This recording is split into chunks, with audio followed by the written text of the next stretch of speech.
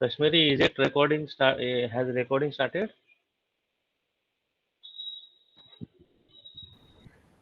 No, sir. Okay, we have to wait because every session needs to be recorded.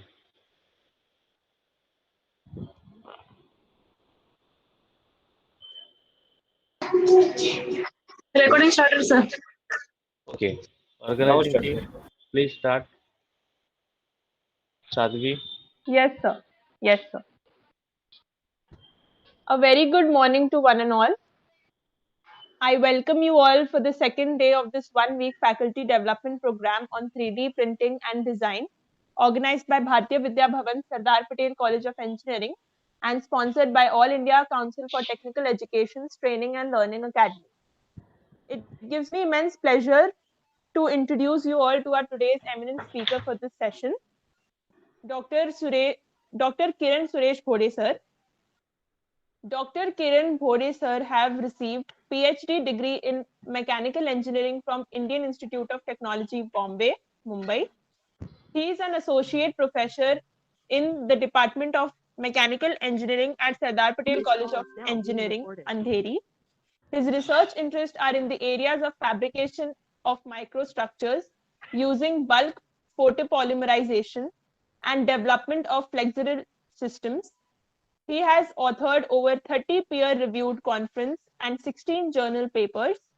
Further, he has also research projects sponsored by Science and Engineering Research Board, SERB, DST, Technical Education Quality Improvement Program 2, TechWip 2, and Indian Nanotechnology Users Program, INUP. I further request Dr. Kiran Suresh Bhore sir to kindly start the session. Thank you, Sadhvi, for the generous introduction. I welcome all the participants and good morning all.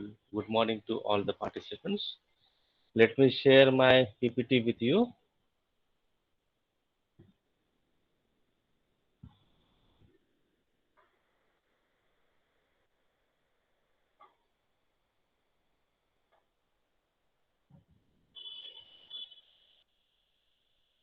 Just quick feedback. Are you able to see the? Yes, Are sir. you are you Yes, able sir. to see the? Okay.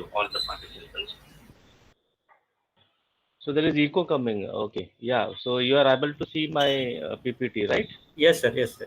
Yeah. Okay. Good. Yes, sir.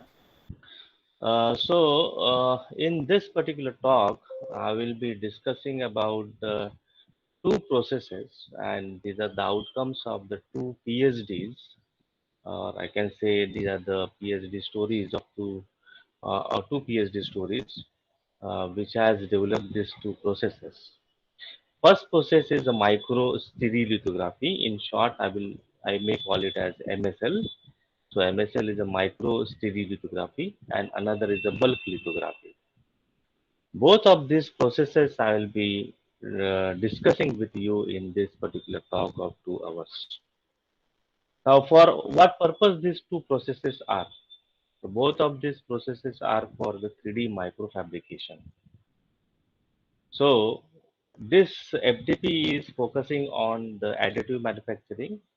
These two processes are dealing with the additive manufacturing processes, but for the micro printing, not for a meso or macro size of printing, but they are related with the microfabrication or the micro printing.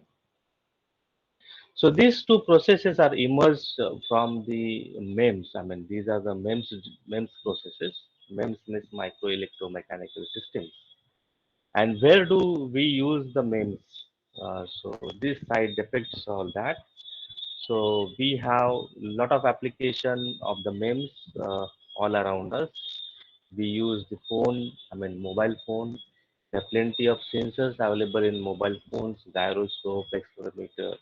We often play or the kids play the games using the mobile, and there are a lot of tilt action, acceleration action that happens to an object, and that is because of the acceleration or gyroscope which is having in the mobile phone. So all that they are the micro devices or the micro electromechanical systems. We have plenty of such sensors which are used in the automobiles, and few of the sensors used in the automobiles are mentioned here. We have manifold air pressure sensor, we have the mass airflow sensors, we have the airbags. Okay, for the deployment of the airbags, we have the tire sensor, we have exhaust gas sensor, we have crash sensor, fuel sensor, then microphones for the noise cancellation, and fuel pressure sensor, and so many sensors. If you take the high-end automobile, we will find almost 1,000 order of the like sensors which are having in the car or automobile of class of Mercedes, and not like, I mean, not very less in case of the ordinary cars as well. I mean, as per the recent norms, these airbags and all these are common features. So there are so many sensors which are used in the automobile as well. We have plenty of application of the micro electromechanical systems in medical area as well. We will see this in the next slide. And also we have plenty of sensors that are used in the industrial application for the automation, etc. So in all these sensors, these are the micro devices and developed using some of the processes. And one of the processes is nothing but the micro stereolithography for 3D micro printing, or the bulk lithography, which I am going to talk. So in the MEMS in biomedical application also have plenty of like the area in which they are working. We have joint angle stimulator, then bladder stimulator, a lot of prostheses, then the blood pressure sensor for pacemaker and all. These are few of the examples where the micro electromechanical system works. And if we have to fabricate the 3D components or the 3D structures in micro electromechanical systems, promising technologies are nothing but the micro stereolithography, or the bulk lithography, or the LIGA. The two processes which I am going to talk are the micro stereolithography, and another is the bulk lithography. Micro-stereolithography, in short, I will be calling as MSL, or generally it is called in short as MSL system. So this I will be explaining or discussing first with you, and then later on I will be discussing with you the bulk lithography, which has emerged from the micro-stereolithography. In fact, before starting this particular discussion on the micro-stereolithography, this process is developed. The process which I am talking about, the micro-stereolithography, the kind of the variant of the MSL which I am discussing here, is the outcome of the PhD work of one of our participants of this FDP, Dr. Suhas Deshmukh. So it is his work, it is his PhD work. He was senior to me in my lab, in the laboratory, Suman Musrola Advanced Microengineering Laboratory of IIT Bombay. And the majority of the work which I am presenting here is of his contribution towards PhD. And later on, I worked and I improvised this process that is the bulk lithography. So later on, I will be discussing that particular part.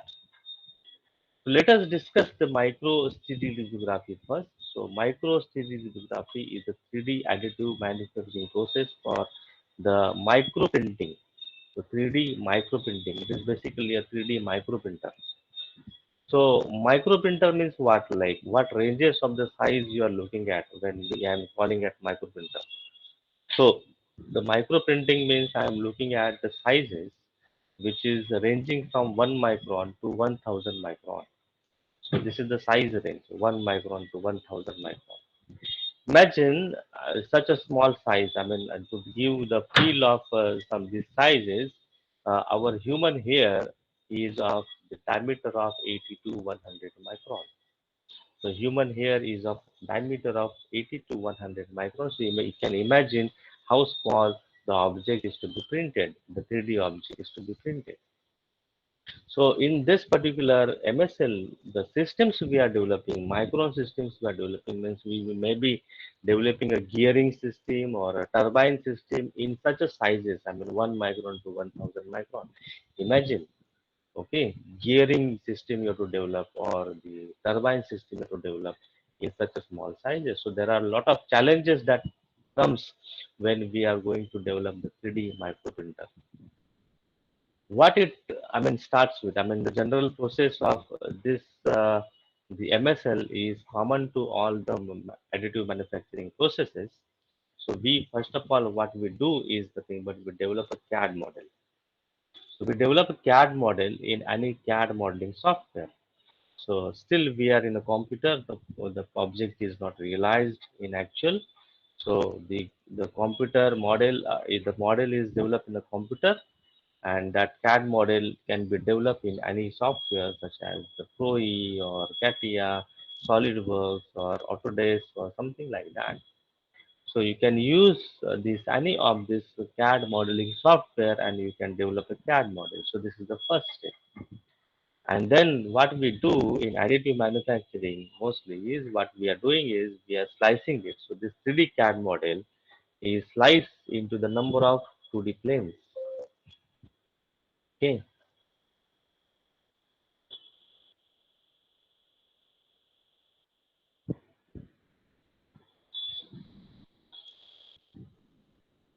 So this particular slice planes are these are used to slice this particular 3D object. Okay. So after slicing, what we are going to get is the thing, but the number of 2D planes. So the 3D CAD model is sliced into the number of planes, and we get the output as 2D planes. So this is the example of the example taken of the cone type of a structure. So when we slice it, we are getting number of circles out of it. So these particular circles are the outcome of the slicing program. Again, we can develop our own slicing program, or there are many open source softwares also available which slice the 3D CAD model and it gives you the number of 2D planes. Next, what happens? These 2D planes are fabricated one by one in the setup. So setup consists of this, for this MSL I'm talking about specifically, the setup consists of the arginine laser, and this arginine laser is then passed through a switch, that is optical switch, and then the laser light is falling onto the mirrors, and through the mirrors, I mean from the mirror the laser light is guided onto the photopolymer vat through a focusing lens. So the light is focused exactly here, okay, on the free surface of the photopolymer. So there is a photopolymer, and wherever the light falls, this liquid photopolymer turns into the solid, okay, because of the cross-linking of the photopolymerization that happens. So the light is getting absorbed into this photopolymer, and the cross-linking happens, and thus this liquid turns into the solid. Okay, now when we have to fabricate this particular circle over here, the first circle, very first, this platform is very much near to the free surface. So this is kept very much near to the free surface. And when it is kept very much near to the free surface, the laser is scanned, and when laser is scanned through this mirror which is acting on which is actuated onto or placed onto the scanner, when this particular the laser light is scanned, we can see whenever the laser light is outside the circle, we don't want there the curing to take place, this polymerization we don't want there.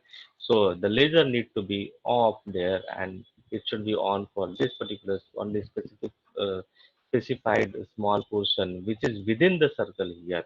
So laser should be on within that circle only, and again off. If you take the second line scan, the laser should be off from this point to this point, and then again laser should be on from this point to this point. So the laser should be on within the circle and off outside the circle while scanning. So after the slicing of this particular the CAD model, we are getting the 2D plane. But after that 2D plane, when we have to fabricate this 2D plane by layer scanning or line by line scanning the laser light onto the photopolymer solution here, we required accurate scan path program.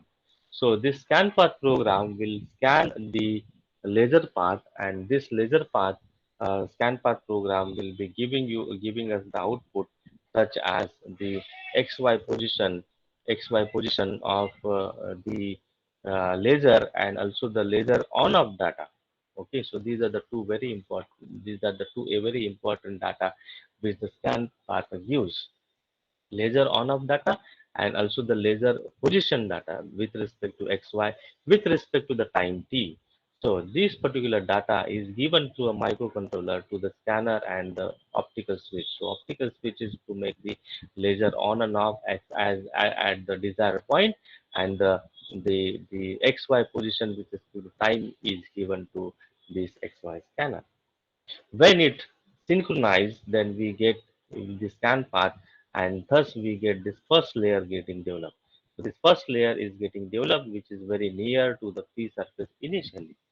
Once the first layer is developed, then we dip this particular platform inside the photopolymer resin, and a fresh liquid comes on the top of the previously formed layer. Okay, so fresh liquid comes. And when fresh liquid comes for the second layer, whatever the second layer we have sliced, the scan part data is obtained for the second layer, and the second layer is also given to a microcontroller. So second layer also is fabricated.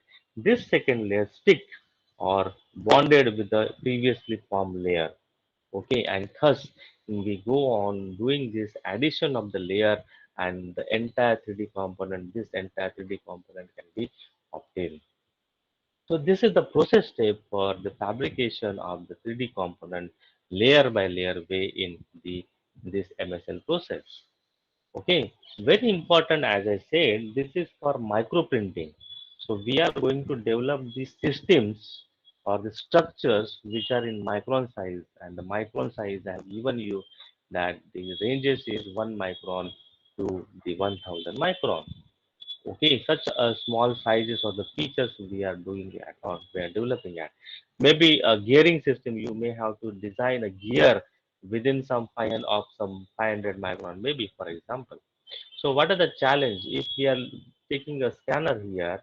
This particular scanner, the when it is scanning this laser line, and if you're using a straight line scanner, which is based on the conventional straight line mechanism that you might have, particularly the mechanical engineering background participants might be aware of the straight line mechanism. So conventional straight line mechanism, if we are using it for scanning this particular laser data, laser path in such a way, then and if we are fabricating a component of such as 500 micron and so, what is going to happen? Let us throw a light on that.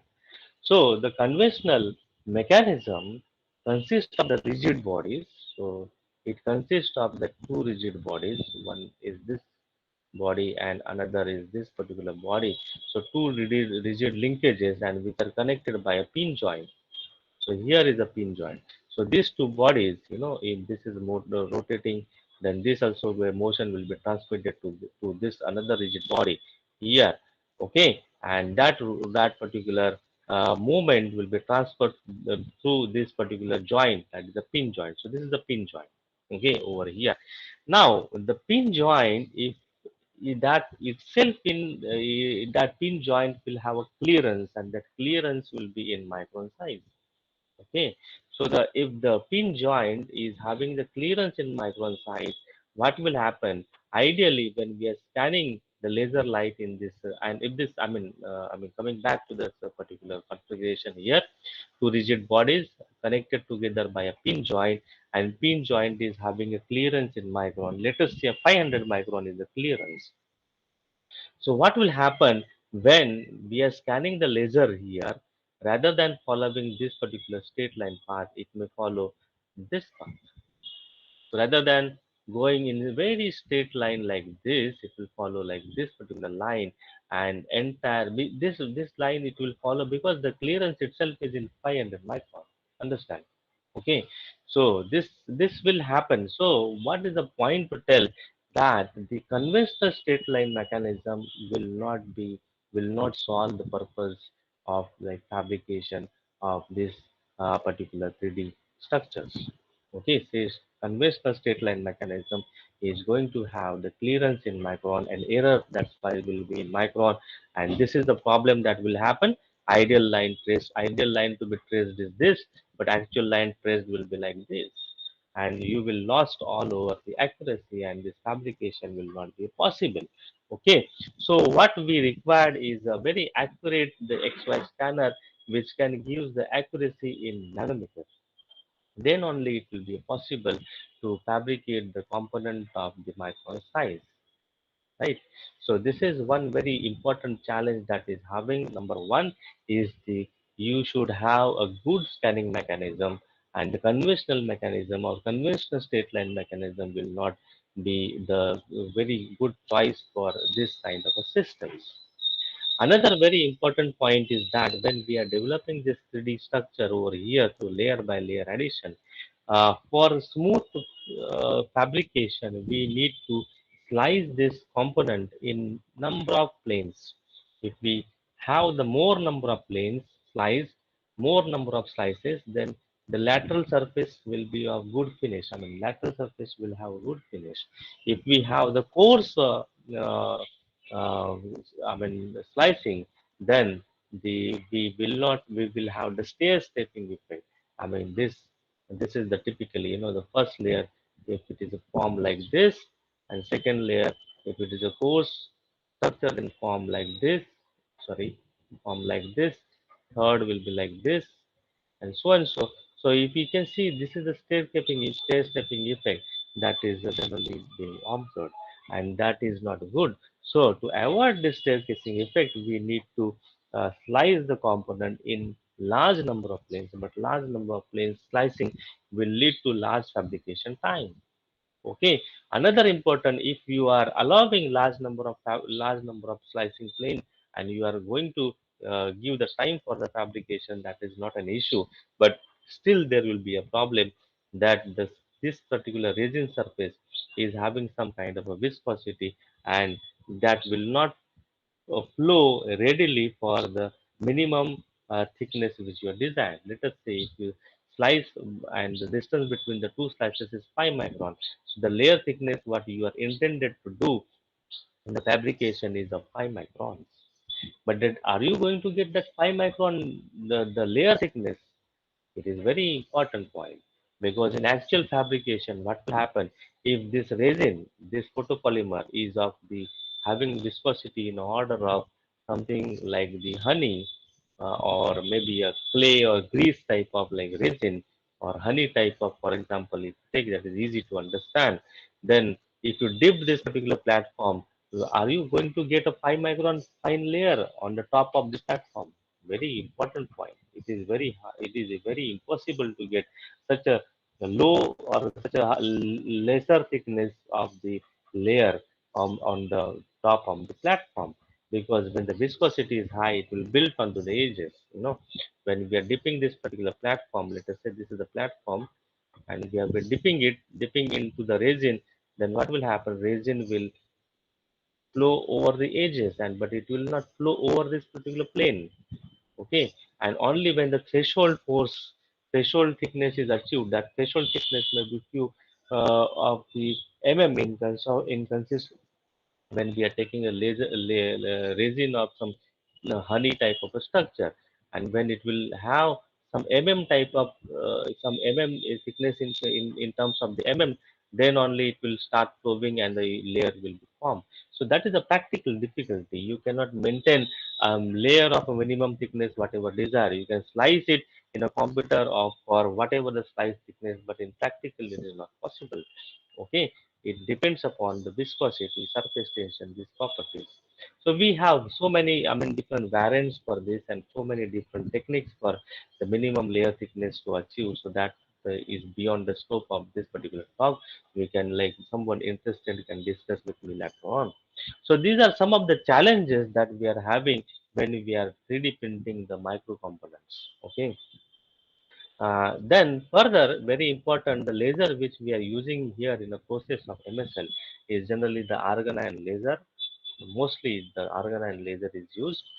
Some people have tried the ND laser as well. But in the laboratory where we work, we have used the argon ion laser, and that argon ion laser is having the wavelength of 351 nanometer, and that laser is having the Gaussian intensity profile. You can see here, this is a Gaussian intensity profile. And when we are focusing this laser light onto the photopolymer resin over here, what happens only when the energy of the laser is beyond critical energy of the resin, beyond critical energy of the photopolymer resin, then only the photopolymer get cured, otherwise it will not get cured. So it is essential that the energy need to be, the energy of the laser system need to be beyond critical energy of the resin. So if we take this intensity profile, and this is the profile beyond which the energy is beyond critical energy of the resin, then only the photopolymerization is going to take place, right? And as a result of that, and the Gaussian profile we are having of our the laser, as a result of that, we will say when the laser is scanning, we are not getting a rectangular plane or rectangular line, a line of a rectangular cross section. Rather than that, we are getting a cross section of the Gaussian in nature. So this is a CD, which is a cure depth, and this is a line width, and this is the line which is getting traced by the laser beam. Sometimes it happens that if the component is vertical in nature, we can have the coarse slicing. I mean, the slicing, to have the faster production, we can have the coarse slicing because the vertical wall is, the lateral surface is vertical. Then we can go for a coarse slicing. But the coarse slicing again cannot be of any distance. This is the limitation. The line which it is all, I mean, the getting cured is not of a rectangular cross section, but it is of a Gaussian cross section. So this puts the limit on the maximum layer thickness as well. So these are some of the points which are to be remembered or which are to be kept in mind while designing the process plan for the fabrication of the component using the MSL.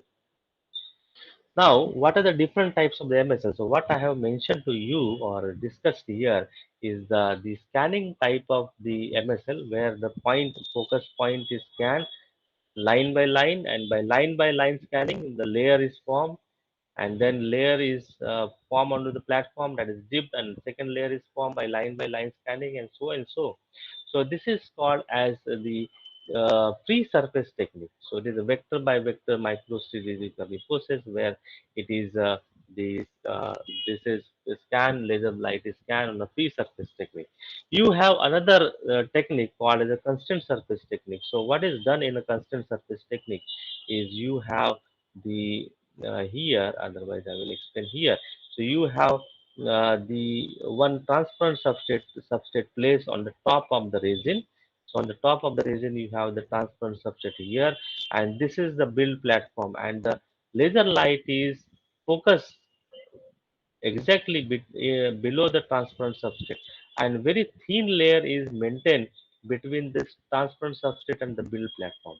Okay, and what I told you, when we are going to dip this particular platform, when the viscosity of the resin is very high, it is not going to flow very easily onto the platform. Okay, that type of the problem is not seen in case of a constant surface MSM, as the platform is within the surface and it is dipping within the surface. So this particular building the resin onto the top of this surface of the build platform, that effect will not happen or will not take place, and thus the constant surface is going to have the high resolution compared to the free surface technique. But the very important problem is that when we are having the resin in between these two surface and we are curing that, it may likely happen that the cured structure also will stick to the top surface, and ideally the cured surface should not stick to the top surface, right? It should be free from detachment. I mean, it should detach the top surface and it should be attached with the bottom surface, and with respect to the time, that property of the detachment will not be existing, and thus it will put on some limitation in the actual limitation in the employment of the constant surface. But still, we in our laboratory, Mr. Dada Saheb Rupnawar, one of the PhD scholar, has tried this constant surface and he has obtained the layer thickness as low as 5 micron, and that is nobody has achieved so far this resolution. So 5 micron layer thickness he has attained with the constant surface technique. So this is about the vector by vector scanning micro-stereolithography.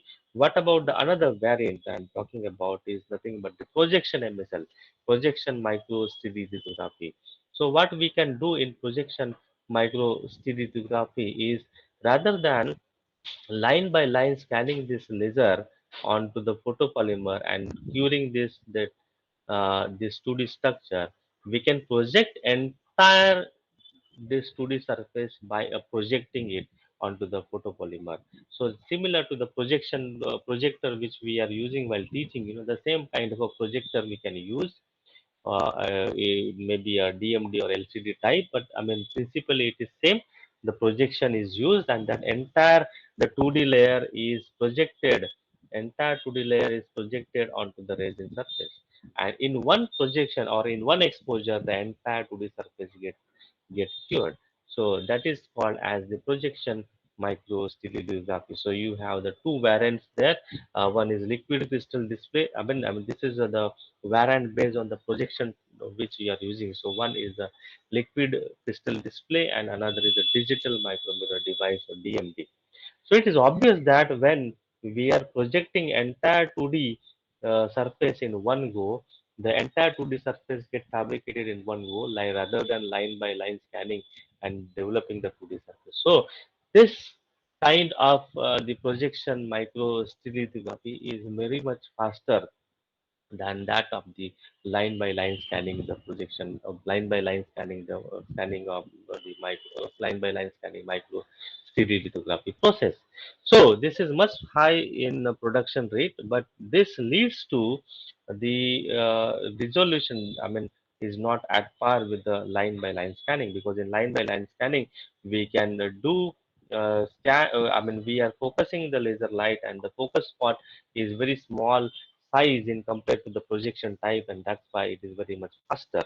Okay, and we can print the minimum feature size very easily in case of the line by line scanning or focus spot scanning, rather than the entire projecting entire the 2D image.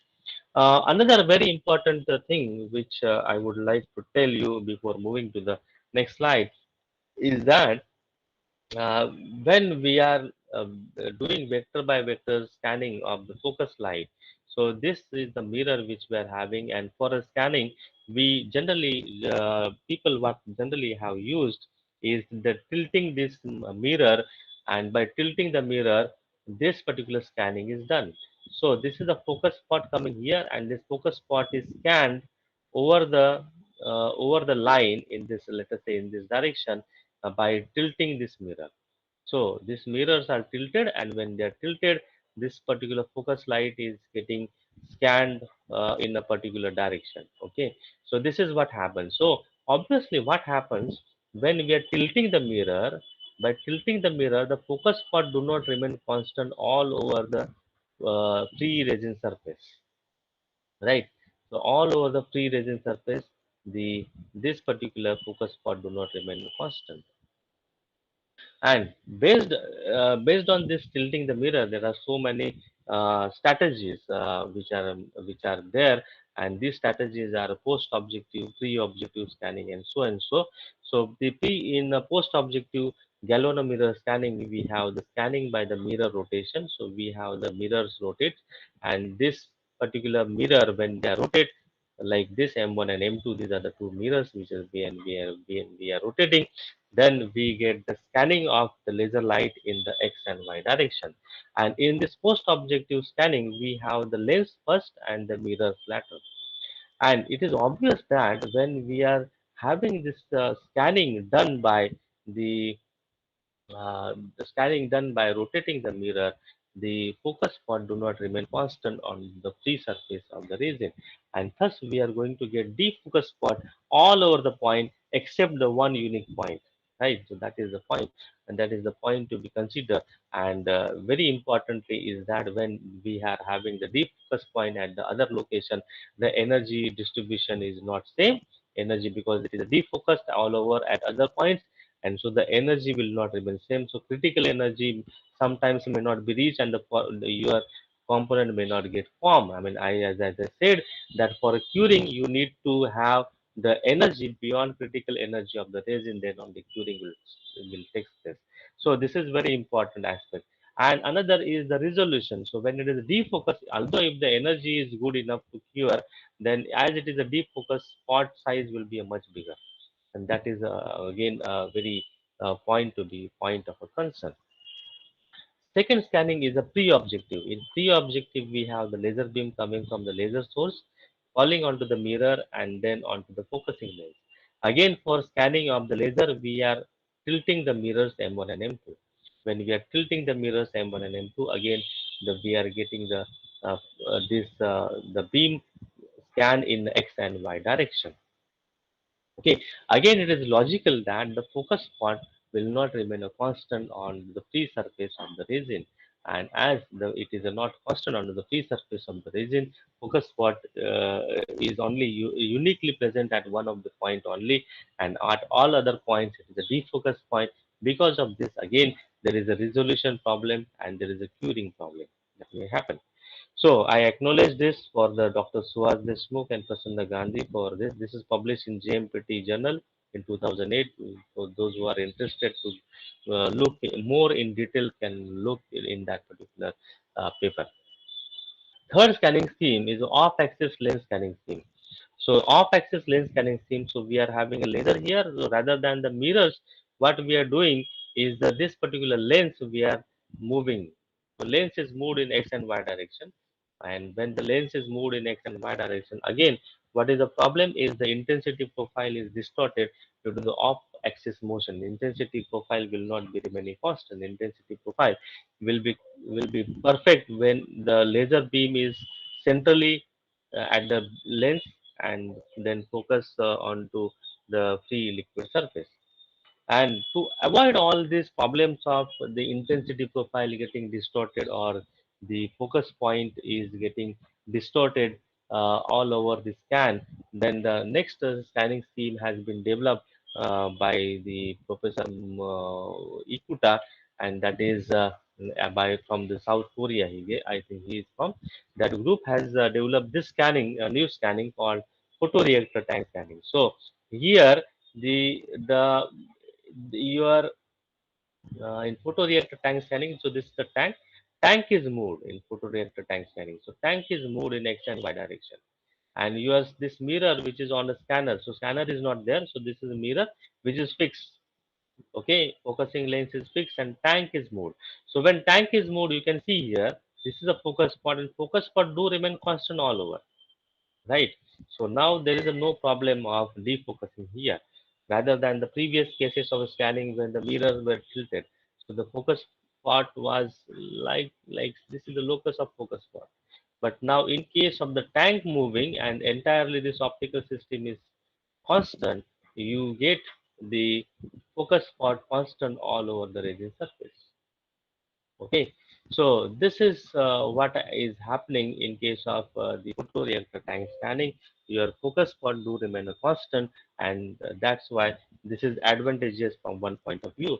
But another disadvantage of this is that it cannot be used for whatever the speed you want, because when we are scanning the tank is having the liquid resin, and there will be waves that will be formed if you are scanning it or scanning this photoreactor tank at the higher velocity. And if the viscosity is low, these waves will be very higher in nature, and thus it may create the wavy structure due to the motion of the resin. So that's why this is also one of the disadvantage and cannot be practically feasible, this particular scanning scheme.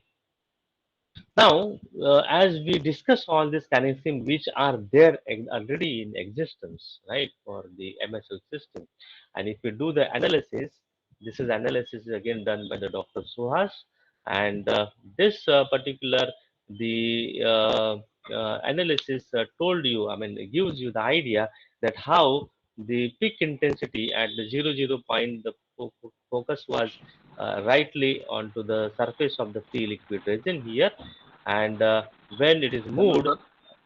yeah, Sorry to disturb you. Sir, can you present your screen again? what happened? Screen is not visible. Yes, it is not visible. Okay, And also increase the pointer size, sir. Laser pointer size.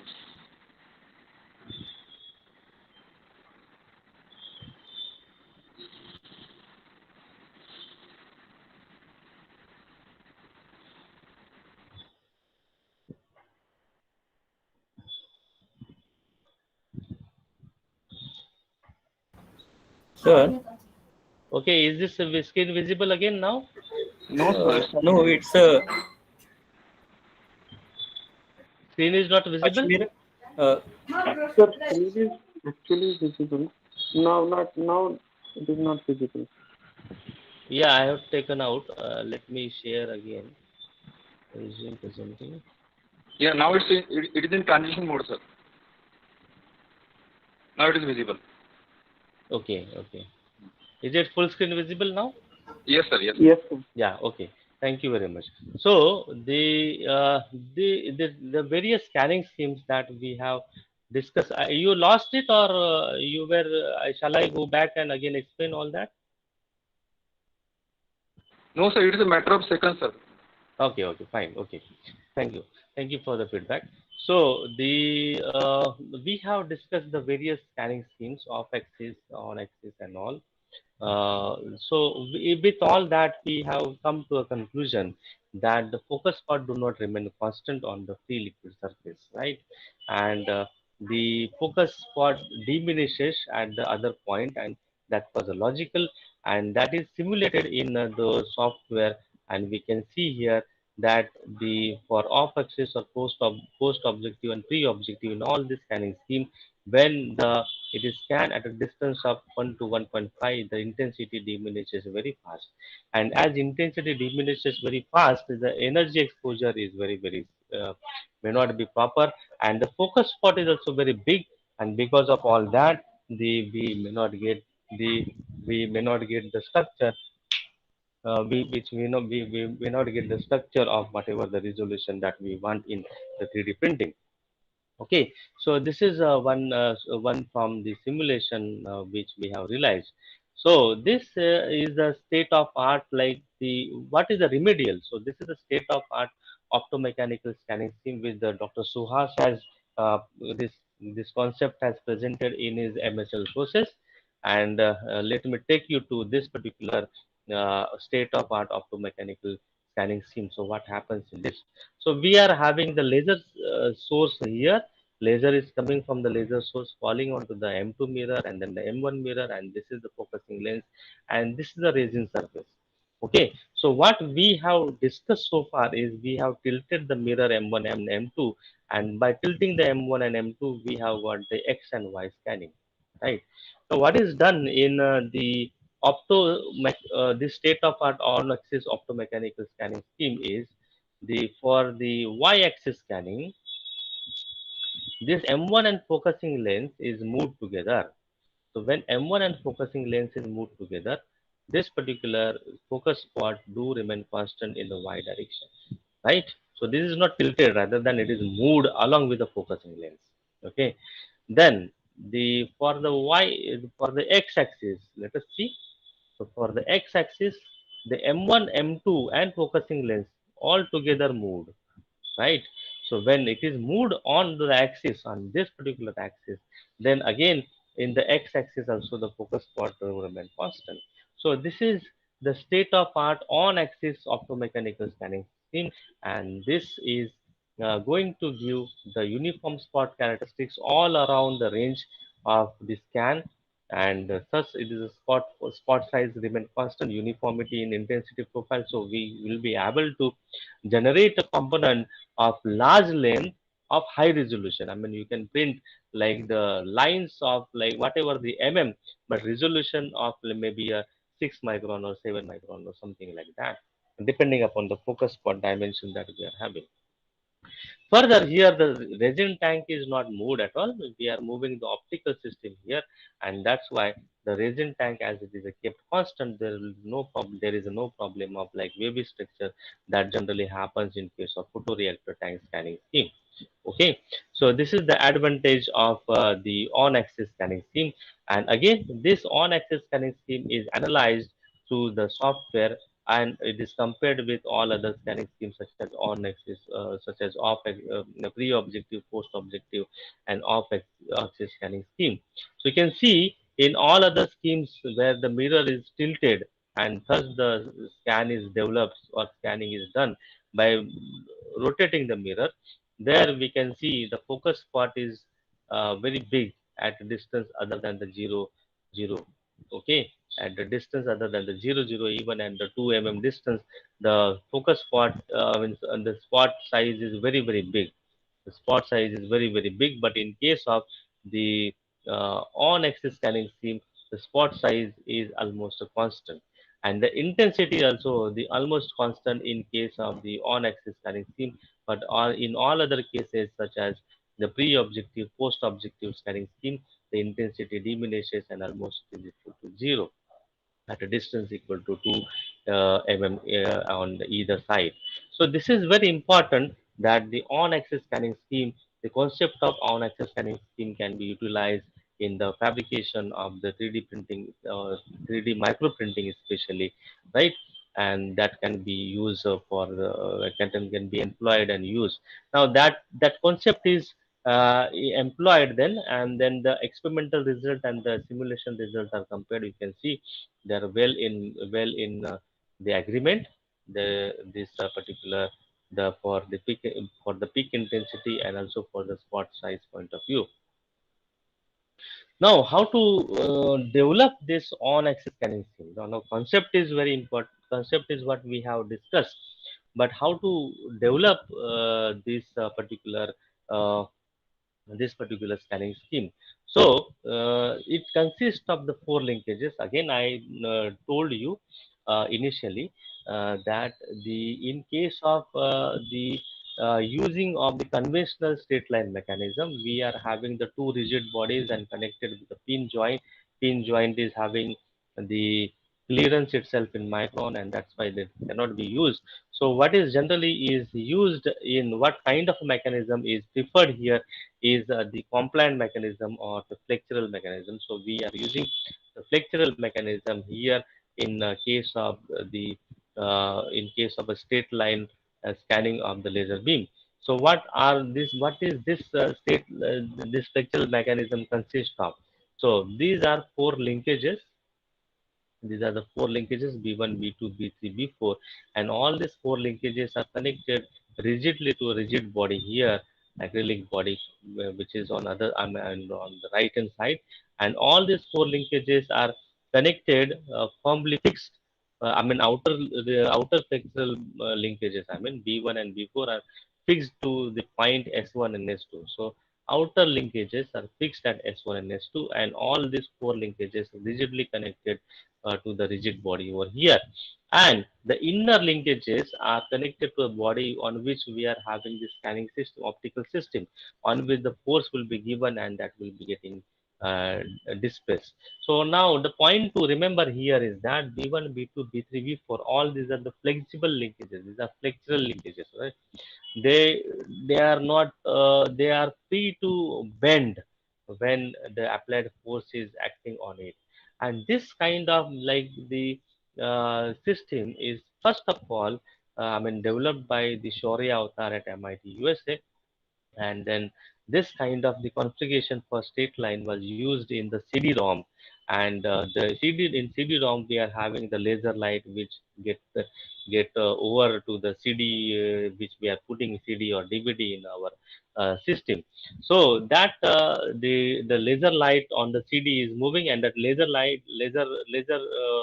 thing, I mean that lens is kept onto this particular pixel link, and this concept from the CD-ROM is taken and then implemented the in the on-axis scanning scheme for this micro-stereolithography system.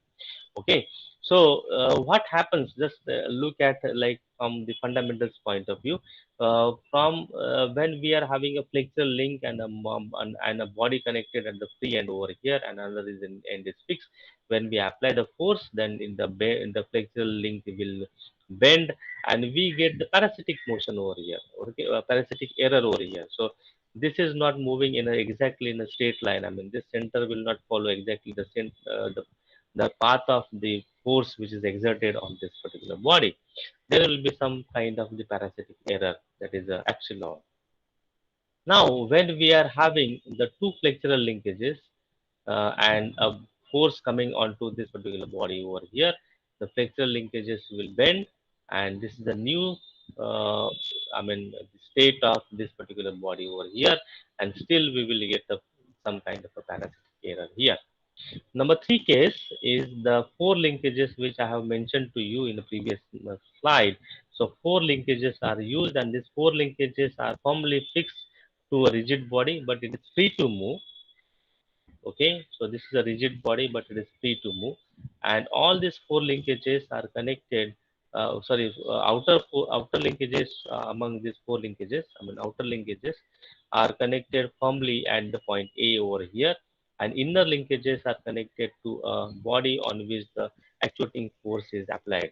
So when now in this configuration, when the force is applied, the linkages move in such a way that the movement of this body is exactly in the direction of the applied force.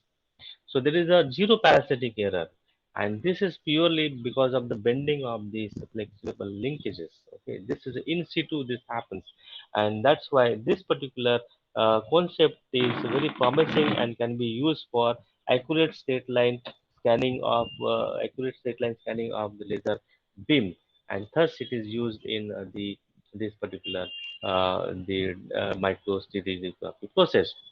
This is actual photograph of the linkages that the mechanism which is used in the MSL.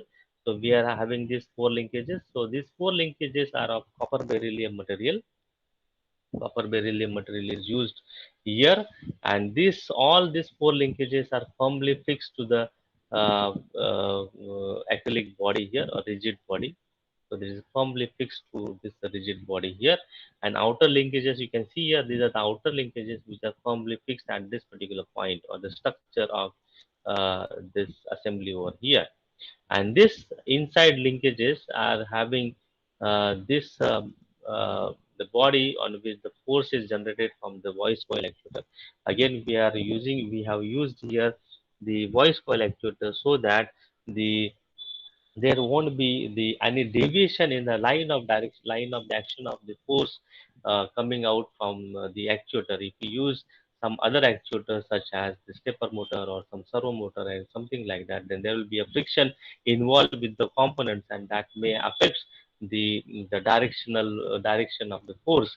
And to avoid that, the voice coil actuators are used here, and you can see that this inner body is connected to this actuator. The force comes onto this body and thus it moves.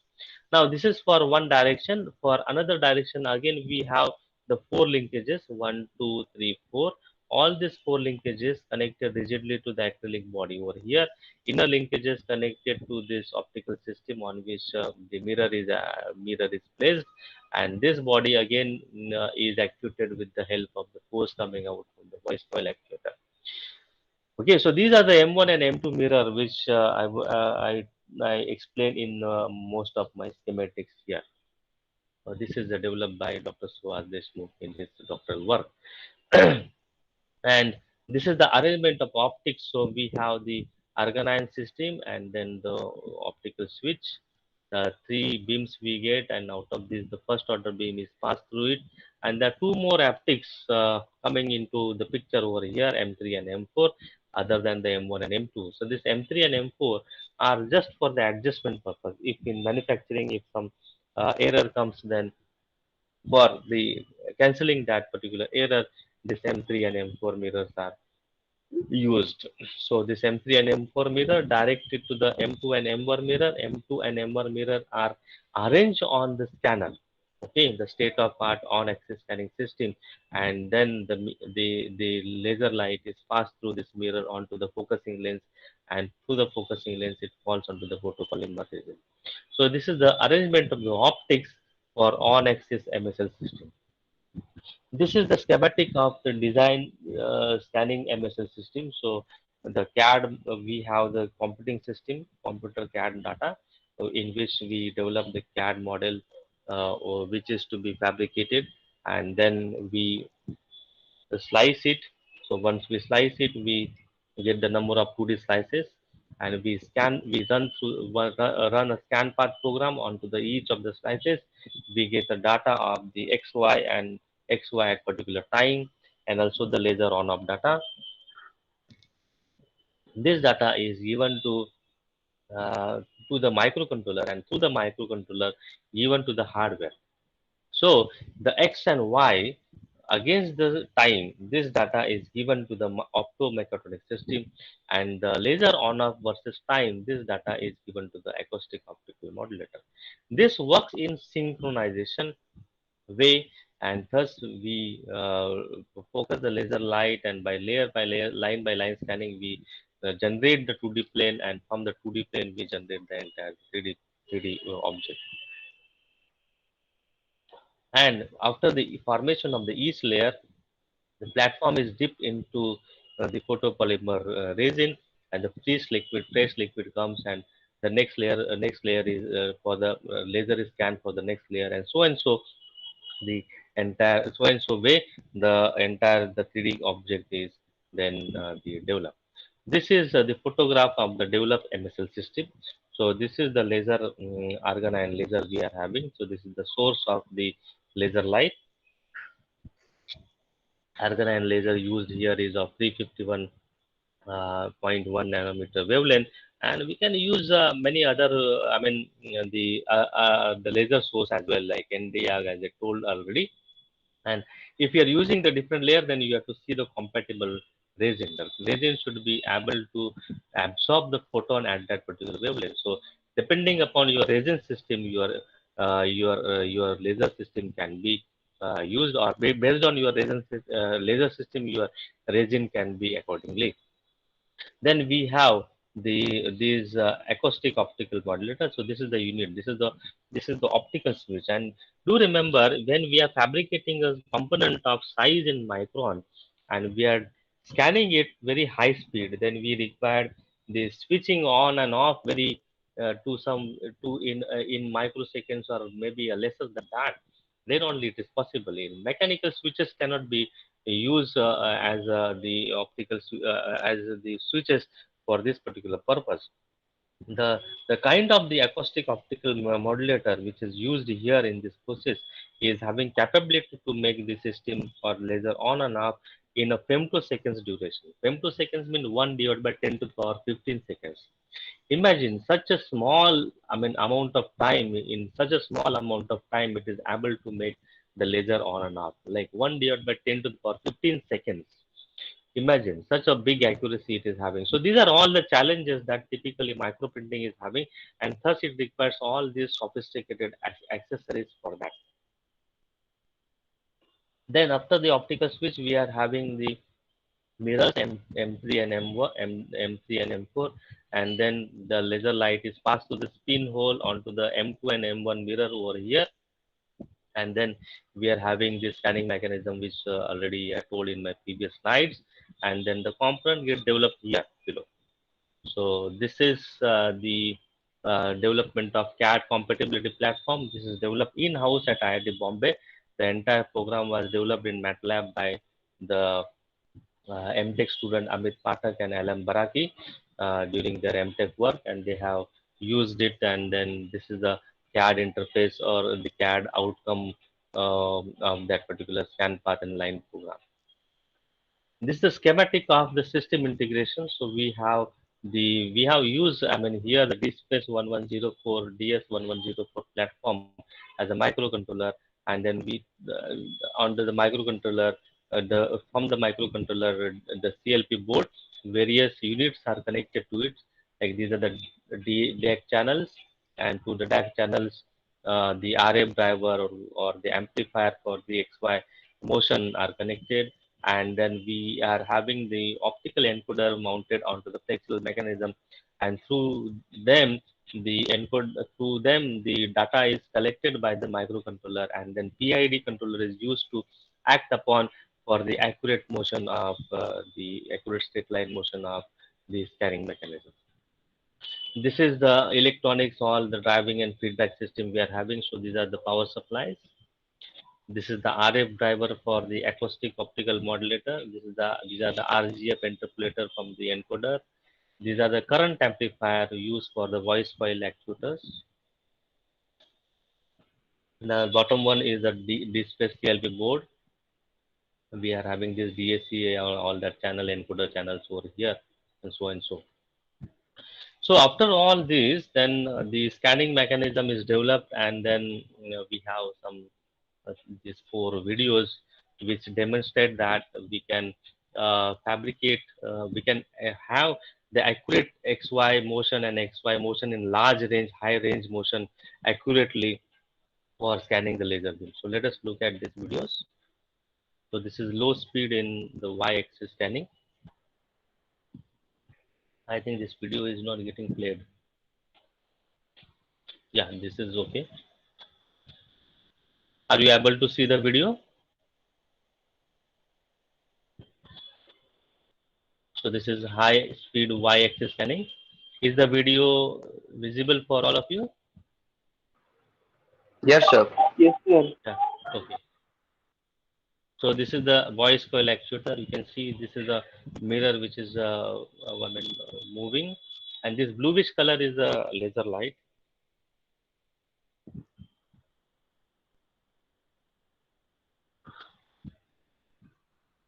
And then this is for high speed XY scanning.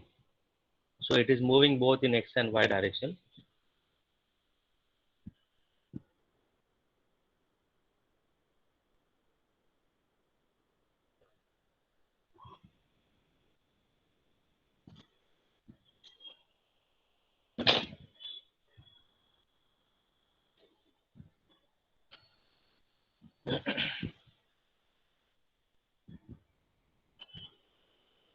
So this is the voice coil actuator is moving this body over here.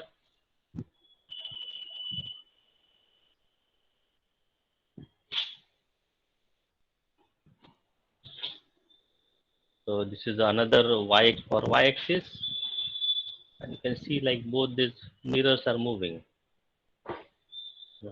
without, because they are mounted onto the scanner. This is a flexural based scanning system, and this is the on axis. You can see like it is moving on axis. That's why the focus part will remain constant onto the photopolymer resin. So this is high speed. So speed is high and large range. So range is also high. So as I told that with this scaling scheme, we can fabricate the large range, high resolution structure. Means we can print in but resolution is in micron. That particular component also is capable to produce, and even at a high speed.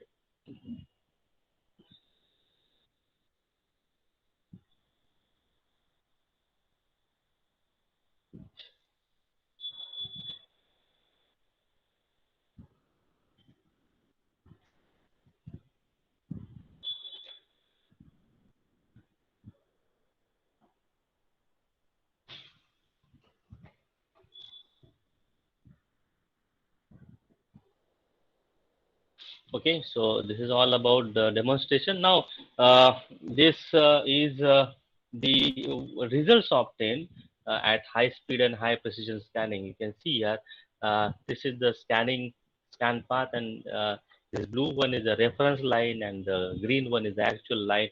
And we hardly can see any difference between the reference line and the actual line, and thus we can say it is very accurate. The error which is going to happen maximum at the corner, so when the state the mechanism moves 90-degree, then the error is going to happen maximum at that particular the point when the motion direction of the motion is changed. So this particular the corner is then highlighted. I mean, it is a projected in inset, and you can see here this is minus 800 and this is minus 800.5. So this is in micron. So this is zero point 0.5 micron, means 500 nanometer. And then you can see like hardly the 1/10 of this particular spacing is the error is seen here. So this is a 500 micron. So the error is in something. This is 500 nanometer. Sorry, this is 500 nanometer. Zero point 0.5 micron is 500 nanometer. So this is something in the 50 nanometer. So the maximum error in scanning is almost in some nanometer range.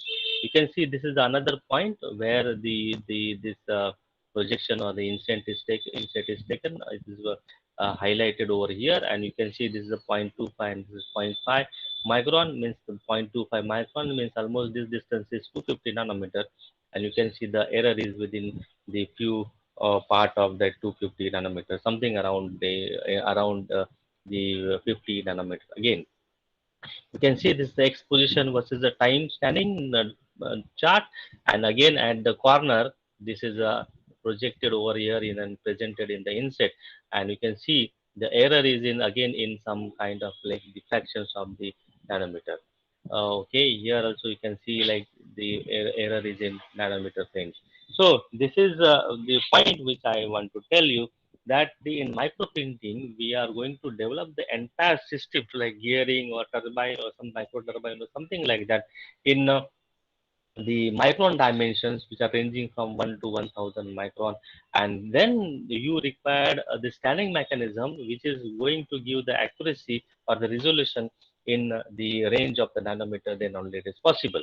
So this results demonstrate, this actual results demonstrate that the mechanism is capable enough to develop the scanning resolution in nanometer, and thus it can be set to develop fabrication of the component.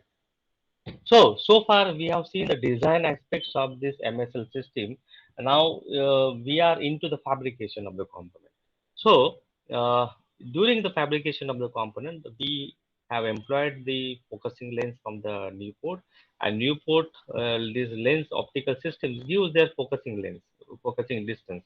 So around that focusing distance, the line is scanned, and for the line scan data, we have from the optical microscope obtain the width of this line to determine the exact focus. So Newport gives the focus from their data sheet, but there may be some kind of the error in the application when we are putting the lens into the system. So we have to reconfirm the whatever the best focus point. So for that, this laser is scanned onto the photopolymer, and then for each of the scan, then the distance of this width of this line is measured, and wherever we get a good minimum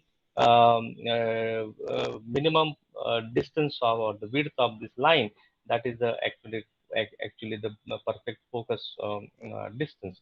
So that is done using this experiment of the curing by line way, and then the focus is determined in that way, and that focus is point out to be like 8.55 in this case of the developed MSL system in our laboratory. And then the Suhas has done a lot of experiment, typically in the before the fabrication of the 3D components into using this system. So he has characterized the system from the error point of view. What he has done, he has developed a CAD model of circles, okay, which are ranging from 500 micron to the 50 micron. So the C7 is a 50 micron circle, and C1 is a 500 micron circle. And you can see the different circles ranging in this particular dimension, like 400 micron, 300 micron, 200, and so up to the 50 micron circle, that is C7. This is the CAD model, and he has run this. He has fabricated this geometry in using this system four times. So four times he has fabricated, and then this is one of the result of the fabricated structure. So this is a CAD model, and this is a fabricated structure out of it.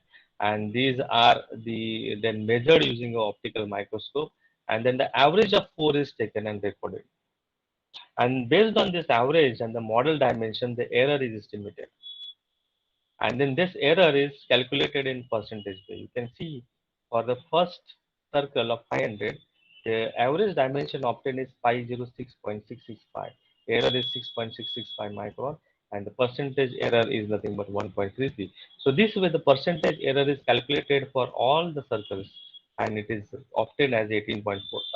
Now for the circle of minimum dimension like 50 micron. Now very important point here to tell is that this is the case of like the circles being hollow. So these are all hollow circles, and this outer part is cured, outer part is solidified. Okay, and the circles are nothing but the hollow. So when the circles are hollow, then the obtained dimensions are bigger than the model dimensions. So this is why this is happening. This is because of the shrinkage during the photopolymerization. So you have to consider this photopolymerization or physics of the photopolymerization as well for accurately fabricating the 3D geometry. Now, the next slide depicts the same kind of a dimensions of the circle, but these are solid circles and outer geometry, outer part is nothing but the uncured part. So these are the cured, circles are cured. The circles are solid. And the same, for the same dimensions, again the 4 times readings are taken, 4 times they are fabricated, average is taken, and then the error is recorded. We can see now the circles which are fabricated or the solid are lesser than the actual dimensions in most of the cases. And the error, percentage error is again recorded. Maximum percentage error recorded is minus 7.19 for the low or least diameter circle. So the care has to be taken about this shrinkage allowance in modeling the CAD model. I mean, in CAD model, typically when the features are of lesser size, this shrinkage allowance needs to be given. Okay, and the shrinkage allowance is depending upon the part of a geometry, its orientation, and also the size. You can see the size is more, the percentage error is less. Size is less, percentage error is more. So shrinkage is more prominent when the size is less. And also the shrinkage also depends upon like what kind of the orientation, either it is a cured one or it is a solid one. Okay, so that also is very, very important. Similar dimensions are taken now, 500 by 500 and 50 by 50, but for the square geometries, instead of a circle, now the geometries are square and they are fabricated. And then similarly, the error is recorded and the percentage error is recorded. You can see like the different figures has come again, uh, come up again for the geometry when it is a change from circle to square. And then these are the solid square. Now this were the hollow one and this is the solid one. And again, the different distortion figures has come over here. So this is very important. This a point to be point to understand is that this distortion, this photopolymerization is also playing a very important role, and this physics need to be considered while modeling the 3D CAD model. So whatever the final output you want to fabricate need not your CAD model need not to be of the same dimension, because this photopolymerization shrinkage you have to consider, and that allowance need to be given in the CAD model. Then only you will be able to fabricate the structure of desired size. So based after all this characterization about the system, about the photopolymer capturing the photopolymerization process and all, then the 3D structures are developed. So these two structures are developed by the SOAS in his time, and these two structures are developed by me during start of my PhD program. So you can see like here the first structure is a cone type of structure. Okay, these are the cones formed by layer way. You can see the staircasing effect on the lateral surface of the component. Okay, these are the 4 cones. The base diameter of the cone is 448 micron obtained in ACM through the ACM image. The target dimension is 450 micron. Obtained is 448 micron. Height of the cone is the 423 micron, whereas the height in the CAD model was 425 micron. The second picture is the micro pyramid. So again, you can see the staircasing effect. Okay, staircasing effect. So to minimize the staircasing effect, as I told you, you have to uh, slice this 3 component in more number of ways, but that will lead to a higher production time. So this is a micro pyramid, and base of this micro pyramid, this base is 996 micron obtained. The in a CAD model it was 1000 micron. Top land of the pyramid is 274 micron. Top land of the pyramid is in CAD model it was 275 micron. Then this is developed for one of the application, this micro channel fabricated of 4 mm by 4 mm. But you can see the feature size here, the channel dimension. These channel dimensions are of 146 micron, and there are the counter holes which are of dimension 740 microns and 417 micron. So there are 2 holes here. The bigger hole is of 740 micron, and the smaller hole is of 417 micron. So this figure, this demonstrate this fabrication of this particular structure demonstrate that the MSL is capable of fabricating large range structure, but a high resolution. When the resolution or the channel dimensions are in microns, but the range is in mm. Okay, so it is capable to fabricate such a large range, high resolution structure. So this is what it is actually. It is demonstrating through this particular structure. Otherwise, using mirror scanning, mirror tilting, this is not possible, because when you are tilting the mirror, the your focus spot do not remain constant and it get defocused. The spot size becomes too large, and that's why the resolution is lost. Okay, but with on axis scanning scheme, it is possible to fabricate large range high resolution structure. Last structure here at the bottom is showing the large tank and tank in tank, or large range in micro tanks. I mean, so this is a bigger tank here, which is of 4 mm, and the this is the inside the smaller tank, innermost tank, which is of 696 micron by 697 micron, means 700 by 700 micron actually. Uh, in CAD model, and often dimensions are 696 micron by 697 micron. So this demonstrates that this uh, MSL can develop the structure of large range and high aspect ratio. You can see large range 4 mm by 4 mm, and high aspect ratio, that innermost tank is of highest height. So that depicts that we can fabricate the high aspect ratio structure as well using this particular process.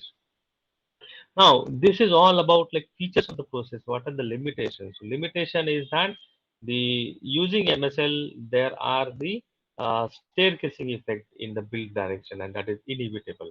So you can see like in first two structure, the build direction, there are the layer by layer it is formed, and the staircasing effect is like clearly seen. And this multiple layer, if you have to avoid this, then you have to slice in more, and if the slicing more, your development time will be more. So multiple layer will lead to longer build time. Okay, so these are the limitations of the MSL process, and with this limitation, this leads to the new approach uh, to the fabrication, that how to minimize the staircasing effect. So there are various methods which are which are developed, which are given by the various researcher here. So this one is the parameter estimation method, which is given by the David ETL. So what he does is, when he is scanning at the end, when it is scanning at the end, he extends the scanning and change the laser parameters such as exposure intensity or the laser scanning speed and so and so. So with that, the exposure energy is control, I mean to say, and with that exposure energy control, this smooth surface can be achieved. So this is one method. Another is the adaptive slicing. So wherever there is a curved surface, you have to slice in the more number of ways, and I mean more slicing is to be done. And wherever you require there are the straight surfaces, you can have the post slicing. So this is nothing but the adaptive slicing, which is developed by the Pandey ETL and Cormier ETL and so on, so other by the other researcher as well. So this is adaptive slicing, and then next is about the meniscus equilibrium approach, which is given by the Pan ETL. So what he has developed or presented in his approach is that, let us say this is a structure which is to be fabricated, and this structure is he's having the curved surfaces all around here, and then these are the two layers of the structure which are fabricated by layer fabrication. Now what is done is to fill this lateral surface, this structure is taken out. When it is taken out of the resin, there is a meniscus which is formed because of the fluid property. And this meniscus is formed because of the fluid property. And this meniscus you have to form in such a way that the meniscus surface is conforming to the actual geometry of the surface which is desired. So you have to have this layer thickness in such a way that the layer thickness and the orientation of the layer as well, in such a way that this meniscus which is formed, which conforms to the actual desired surface geometry. And when it is done with that, it is taken out of the resin, and then again it is exposed to the your light through this DMD or other LCD, whatever the projection system you are having, and you can cure this uncured resin, which is in the form of meniscus, and thus it will conform to the actual geometry. So these are some of the methods to minimize the staircasing effect. One of the process also developed to minimize the staircasing effect is nothing but the single energy exposure lithography. So what is done in single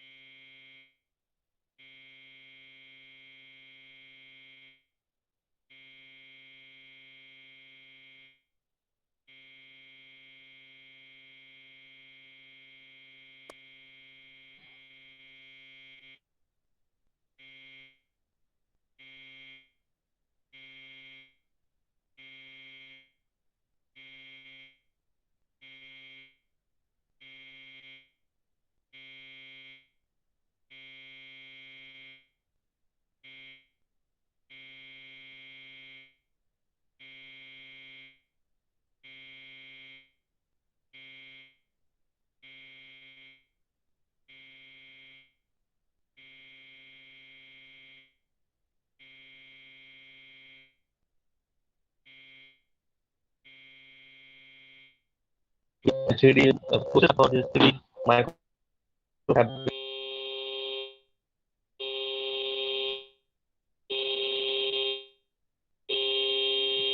Yes, sir. I'm audible.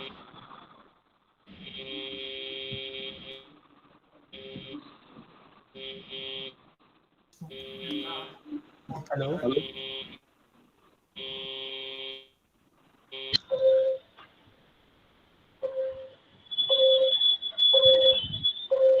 Yes. There is a disturbance from. Means we did not hear you properly. There is some vibration sound.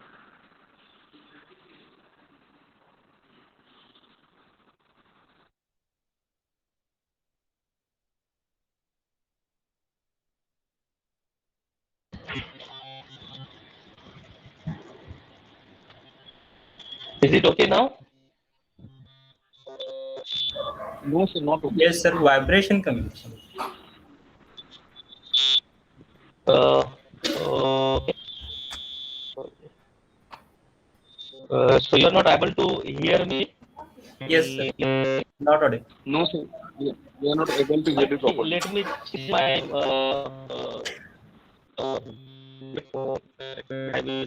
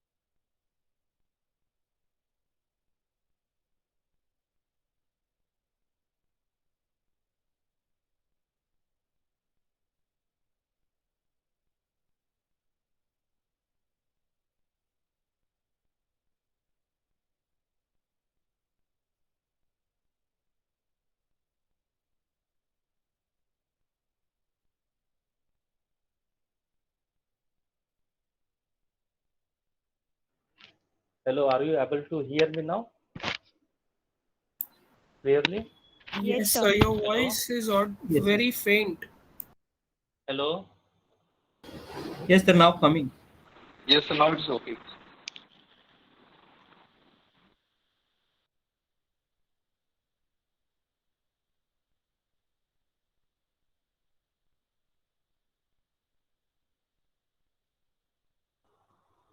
Are you able to hear me now? Yes, sir. Now it Yes, is sir. Yes, clear. sir. Okay, fine. Yes, I have changed sir. my headphones. Sorry for the disturbance. Uh, this bulk lithography is what now I am going to discuss with you. Uh, so in this bulk lithography has, been developed based on the outcome which we have seen from the MSL. That in MSL there are the staircasing effect and all, and it's taking large time for fabrication when we slice it more. So we have come up with a new process, and that is nothing but a bulk lithography. I will be moving in a bulk lithography in this four different parts. First is the central theme. So we will be discussing like central theme of this particular process, and then the process characterization, and then the physics driven modeling. A lot of, like, you have to understand the laser beam and the photopolymer, the modeling uh, uh, clearly for this process. And then next is the process plan for the 3D microfabrication.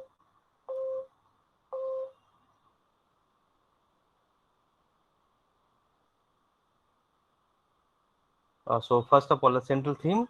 So the central theme consists of, like, you have the CAD model. So the similar CAD model we have seen in case of the in case of the MSL system, and now same CAD model is taken here in bulk lithography. Now it is sliced here. Now you can see for the each slicing we have got this slice layers. Okay, for each slice plane we have got these slice layers. Now the slicing direction, same component is taken, but the slicing is done in different way. We have sliced in X and Z direction in bulk lithography, right? So this is the X and Z direction in which the slicing are obtained. Now, these particular slices are fabricated in bulk lithography here and mentioned over here. So we are having argon ion for that, then acoustic optical modulator, then the mirror which are mounted on the XY scanner, then the focusing lens, and then through the focusing lens, the focus point is focused at the interface between the transparent layer, transparent substrate, and the liquid resin. So this is the difference point. I will take you to the MSL system over here again. So in MSL system, this is what actually has the thing. This is the CAD model slice in this particular way. We have got the circles, and then laser beam is focused on the free liquid surface, and each of this 2D layer is formed by scanning the laser beam line by line way. What is in bulk lithography? Bulk lithography is something different. In bulk lithography, we are having laser light, acoustic optical modulator, mirrors, focusing lens, same, but then there is no free surface free surface level here. Rather, we are having a transparent substrate, and transparent substrate is kept above the top of the free liquid resin. Okay, top of the liquid resin, and the focus part is focused at the interface between the transparent substrate and the liquid at the interface. And now when we are slicing it in this particular way, this first slice is formed by scanning in X direction, and while scanning in X direction, energy is varied. So when energy is varied, the cure depth varies, and the first slice is getting developed. So in one line scan, the entire 2D structure is developed here. Whereas in case of MSL, in one line scan, we are getting only line, And by one 2D scan, we are getting only one 2D surface, and by number of 2D scans, we are getting the 3D surface. Whereas here in one 2D scan, we are getting entire 3D surface developed. Okay, so this is what is happening in case of a bulk lithography. Okay, so the entire 3D surface 3D structure is obtained by one 2D scan, and that's why this particular process is called as a bulk lithography. Now there is a very important point here. So how we can vary the cured width here? So cured width can be varied by varying the energy. Now we have done the experiment in a laboratory, and we have varied the energy and obtained the cure depth. It is seen that the depth do not increase like by just by varying the energy after certain time, after certain exposure level. Rather it saturates, okay, after certain level. So we are going to we can fabricate the structure of certain height only using this bulk lithography. Whereas in MSL, it is a keep on building the layer one layer by layer. So we can the height is not a limit in case of MSL, but in bulk lithography, the height is definitely one kind of a limiting parameter here. So what is the strategy? The on-axis strategy here used. So we are having the mirrors M1 and M2 and focusing lens. The M1 moves along with the lens, but while moving, the energy exposure is varied, and because of that, we are going to get the varying depth structure. How this particular varying depth structure or how this energy exposure can be varied? So it can be varied by varying the scan velocity with the constant power. So this is one strategy, first strategy. So you can vary the scan velocity, and power is constant, or the intensity of the laser is constant. So with this, what is happening point is, the problem is it introduced the acceleration with varying inertia load, and it requires non-linear control strategy and higher control bandwidth. So that's why this is not practicable. Another strategy for varying the energy exposure is by varying the power with constant velocity of scan. So the velocity of the power can be varied with the velocity of the scan being constant. So the velocity of scan being constant, we are not going to have the problem of the acceleration or the inertial load. And the varying power can be easily obtained by controlling the power using acoustic optical modulator, which is very easy to implement. So the second strategy is varying the power with constant velocity of a scan is quite possible using in the bulk lithography. So this is the on-axis scheme which is used here. So this is the setup, which is improvised setup for the bulk lithography. So again, we have the argon ion laser, then the acoustic optical modulator, then we have the mirrors here. Then through the mirrors, this laser light is passed through the pinhole onto the mirrors which are mounted on the flexural mechanism, and through the flexural mechanism, the light is focused at the interface between the transparent substrate and the resin. Okay, and this is the acoustic optical modulator, which is playing a very vital role. As I said, it is not performing only the function of on and off as in case of MSL, but it is performing the function of varying the energy exposure while scanning. Because while scanning, we have to vary the energy exposure to fabricate the device. So this acoustic optical modulator varies the energy exposure while in scanning. So this is the added function for the acoustic optical modulator to perform in the bulk lithography process. Further, when we are focusing the laser light through the focusing lens through this transparent substrate at the interface between the transparent substrate and the resin, there is a change in the path of the laser light, and because of that change in the path of a laser light, the focusing distance do change. Okay, because it is passing through the different materials. So we have to apply the Snell's law accordingly according to the refractive index of this particular material, and then we have to reset the focusing point. So these are some of the points to be considered while doing this or implementing this bulk lithography. So experiments are conducted using this particular the varying energy exposure. The energy power is varied and the exposure time is varied, and with this the energy exposure is varied. and then this exposure is varied on to the different photopolymer resin, such as under the consideration two photopolymer resins are considered here.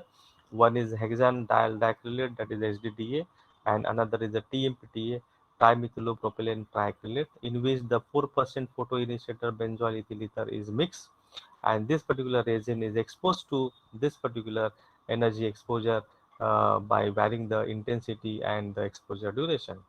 And what is measured is nothing but the cure depth and the cure width. And this particular the voxel which are formed by energy exposure are then taken out. We get the meniscus form that has to be removed, and that are removed by the kind of like the process which we have developed, which is simple in nature. We take the tissue paper, we soak this particular uncured resin, and then we put it this particular glass plate on some kind of a wedge and put on some acetone or IPA solution, and because of that we get this voxel structure, clear voxel structure, and then they are ready for the characterization under the optical microscope. So we have observed this voxels under the optical microscope, and then the different cure depths are obtained, and you can see this particular structure here. This is the area of the micro voxels which are obtained here, and this area of the micro voxels are again the characterized through the scanning electron microscope along with the optical microscope image here. Now, what is the basic thing here in case of a bulk lithography? A lot of like the uh, physics, multi-physics is involved in this particular process. You have the Gaussian intensity beam of a laser, and the laser beam is the focus at the interface, and then the photopolymer resin absorbs the photons, and because of that absorption, the Beer-Lambert's law is applicable there, and according to the Beer-Lambert's law, we get this energy at the different location in the photopolymer resin. Okay, and working with this Gaussian distribution and the Beer-Lambert's law, we get the Beer-Lambert's cure depth model, which is given as CD is equal to dp log of Emax over EC. The CD divided by dp is a dimensionless cure depth, and log of Emax over EC, this is the dimensionless energy. So this particular Beer-Lambert's law is plotted for by the different researcher, and it is seen that typically up to certain energy exposure, this Beer-Lambert's law is applicable. You can see like Beer-Lambert's law line here on CD over dp against the log of Emax over EC graph is a straight line of 45 degree, and with all other like photopolymers taken here such as UV101, SCR200, HDD, and so at energy exposure of 0.1 second, it obeys this Beer-Lambert's law. But as we conducted experiment beyond certain the energy band, we have seen interesting result that beyond some beyond some energy level, the cure depth is not increasing, and not, I mean, Beer-Lambert's law is not followed. Rather, we get a slow transition from the Beer-Lambert's law, and we get the saturation regime afterwards. So these are the three regimes. So first regime is where we get the Beer-Lambert's law applicable, then transition from the Beer-Lambert's law, and then the saturation. So these are the three distinct regimes which are obtained when we expose the photopolymer resin beyond certain energy band. Then all these results are taken at the different time interval for the different time of exposure are plotted on against the time, like let us say for shown here in the figure like 0.3 seconds, 0.6 seconds, 1.3 seconds, and 2 seconds. The interesting result we obtain here that for the constant energy exposure, even for a constant energy exposure, the cure depth is the different. Okay, so for the point A is obtained on 0.3 seconds energy exposure curve, and D is obtained at the 2 seconds energy exposure curve, and the cure depth obtained at the 2 seconds is different than at the 0.3 seconds. The reason behind this is that when the exposure duration is large, then the photopolymer photoinitiator species do get sufficient time to come to the reaction zone and then absorb the photons over there and do not allow the light to penetrate to a large distance. So at the large exposure duration, the QR depth is less, whereas as lesser exposure duration, the photoinitiator species do not get a sufficient time to reach to the photopolymer reaction zone, and thus the light is going in a vertical direction, and thus we get the more and more QR depth in that case. So this is the physics involved over there. This characteristic is then captured with the help of the empirical relation. I will skip this. Someone interested can contact me later on for this particular matter. Then similar to the QR depth, the QR width and the QR width is also the normalized and then obtained. And this particular characteristics is obtained. This is typically to have the good surface roughness of the final product. Okay, this characteristic is helpful for that particular purpose. Then the surface roughness is also characterized with respect to the energy exposure, and we have got again the three distinct regions. Regime 1 where roughness increases sharply, regime 2 saturates, and regime 2 tends to saturate, and regime 3 is the saturation regime. And this is the typical the surface roughness obtained at the different regime illustrated here. We can see in the regime A, regime B, and regime 3 the different surface roughness are obtained.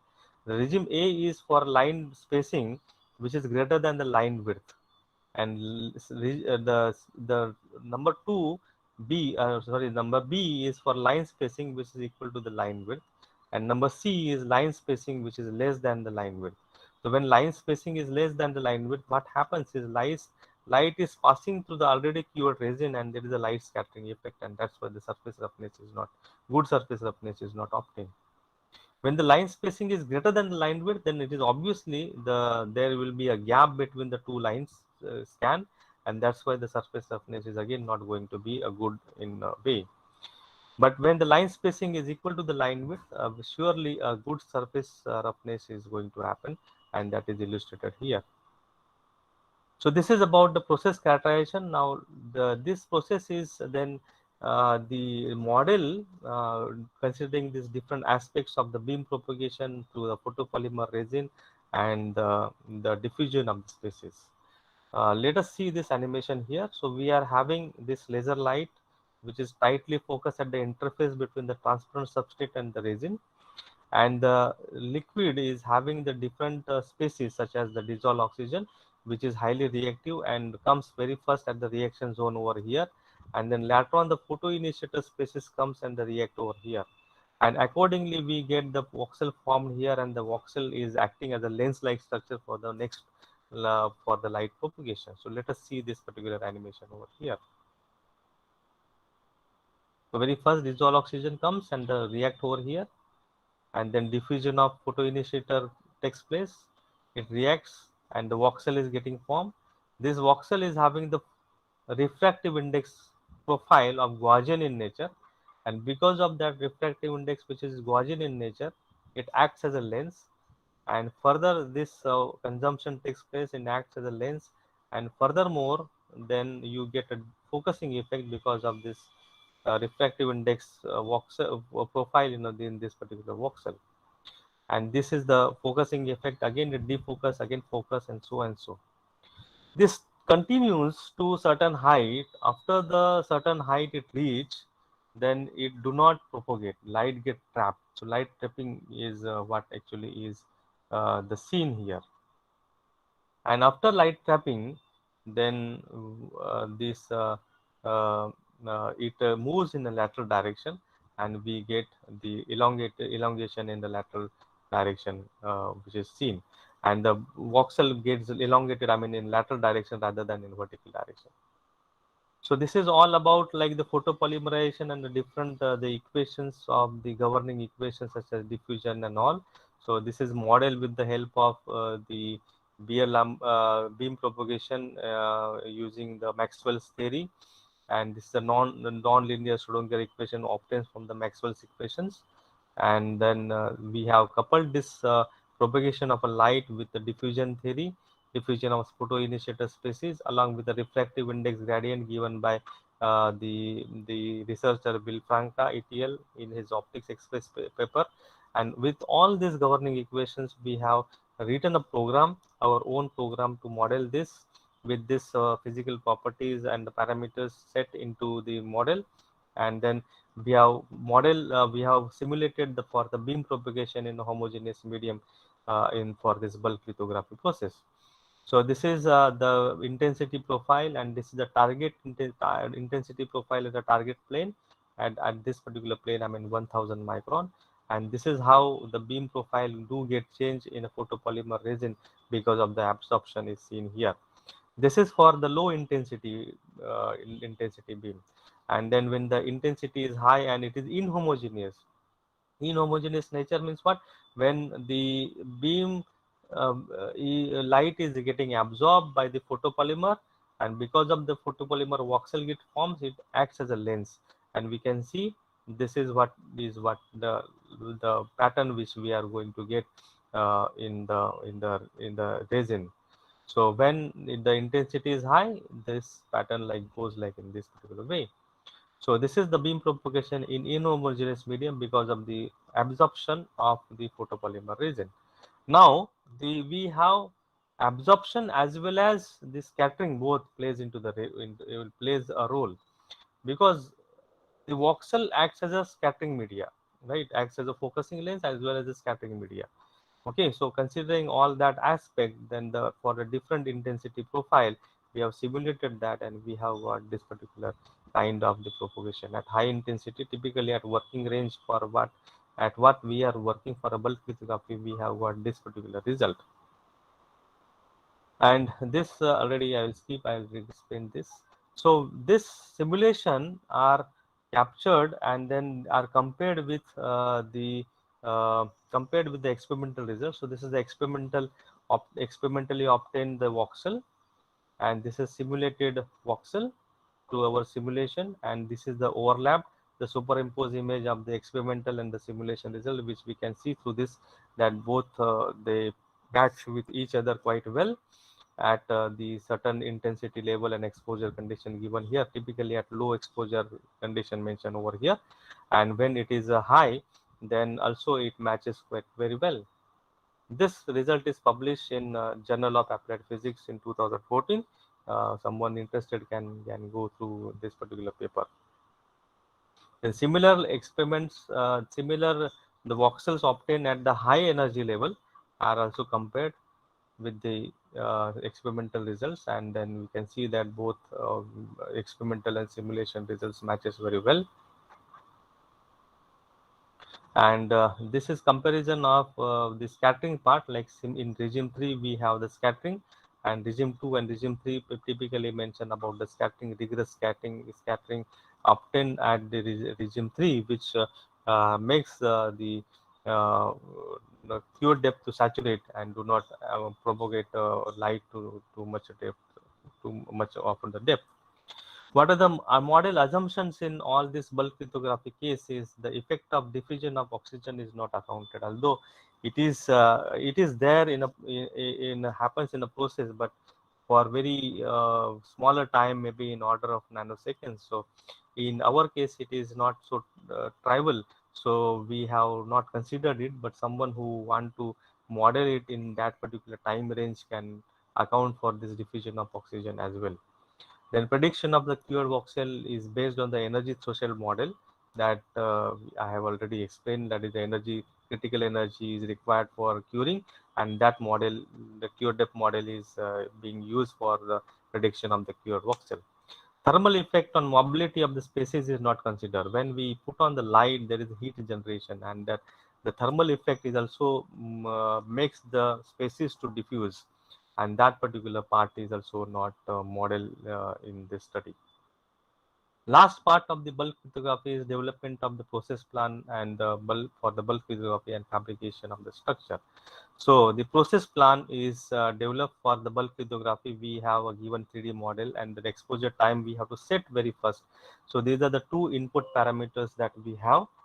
And then with this two input parameters, we have the characterized the CD over DP curves, that working curves. So we can process with that particular data working curve for a given 3D CAD model, we can find out the maximum pure depth. From maximum pure depth, we can find out the maximum normalized depth, CD by DP. We can take that CD DP value in the working pure depth, which we have obtained in exhaustively in exhaustive characterization, and then based on this we can get the normalized energy exposure, and from normalized energy exposure for the given scan pitch, we can find out the scan speed, and again for the time of exposure we have the slicing CAD model according to the scan pitch, and depth control data can be obtained from that, and the AOM signal can be generated.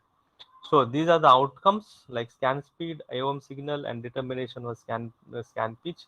And with the help of this output, we can employ it in the system. We can give a data to the AOM and also to the scanning system, and we can realize the fabrication of the component.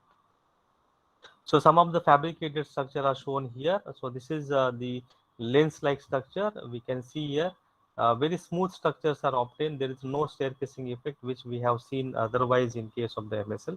And this is the structure obtained in the regime 2, where the surface toughness is quite impressive, and wherever we required the surface toughness intensively, typically in a cell culture application, in pharmaceuticals, etc., and biomedical application, there we can go for the regime 2. Some Fresnel lens application, and this is for one sensor application. We have developed the overhanging cantilever. So these are some of the structures which are developed using bulk lithography.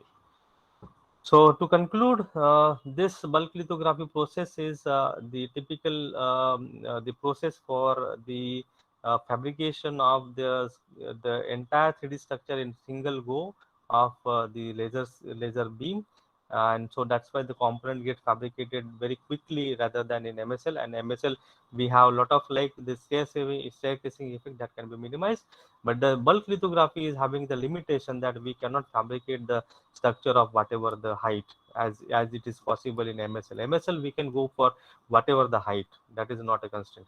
Further, the bulk lithography we have to work in regime 1 and 2 only for the better surface roughness. Otherwise, if we work in the regime 3, then the surface roughness is lost.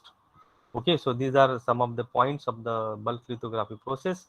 And bulk lithography process is, I mean, in the MSL, this is the MSL zone of working on a graph of feature size and the complexity. So MSL can develop the large complex surface, whereas bulk lithography cannot handle large complex surface, but surely it can handle the 3D surface in the range of the 10 micron to 1 mm, whereas the MSL can work from the 1 micron to something about the 1 mm. Even for the on-axis scanning sync can go for the large range as well.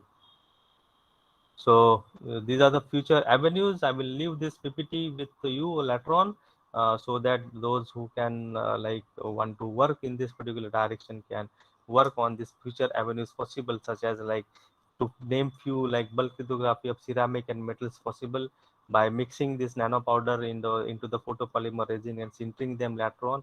Then the pure voxel can be tunable. Yesterday's lecture, the Professor Dr. Sarvana Kumar from IIT Madras has shown like the configurable or tunable the hydrogel structure he has developed. So like that tunable property we can have in cured voxel in case of the bulk lithography by changing the energy exposure. We have not tried for the non-Gaussian beam bulk lithography, non-Gaussian beam profile of a bulk lithography. So non-Gaussian beam can be used, or beam shaping can be done, and that can be interesting to see. Considering of diffusion of dissolved oxygen in first principle modeling can be done. Then the statistical design of experiment to study the effect of the various parameters such as ratio of photoinitiator, photomonomer in a mixture, then concentration of UV absorber, and otherwise defocus laser beam at resin surface interface, that can be studied further. So I want to acknowledge the laboratory, Suman Masowala Advanced Micro Engineering Laboratory, for the research work that I carried out in laboratory. So this is my lab where I worked. So we are going to have the Professor Prasanna Gandhi, but not for the technical session today, for the session on the stress management art of living. He is my supervisor. I want to thank him. So also I want to thank my colleague and the participant of this program, Dr. Suhas Deshmukh, who has developed the micro-stereolithography, and because of his setup I was able to develop furthermore on bulk lithography, and also my co-supervisor, the T Kundu. Then these my friends in laboratory who worked along with me, and all other my college friend during that time who also worked, who also supported me a lot during my this particular study. So with this, I thanks all of you for patience listening. Sorry for inconvenience caused due to in between because of the loss of the voice and all. So thank you very much. So I leave with my contact number and email address, as already you have the email address mail coming from me for this FDP. So you can contact me through that email address. So through that email address for any clarification or any discussion. Thank you very much. So I will be like to take few questions if you have.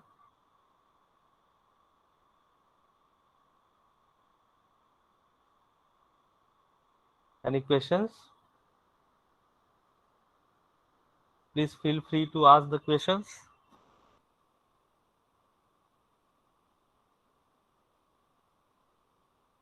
You can unmute yourself and ask the questions.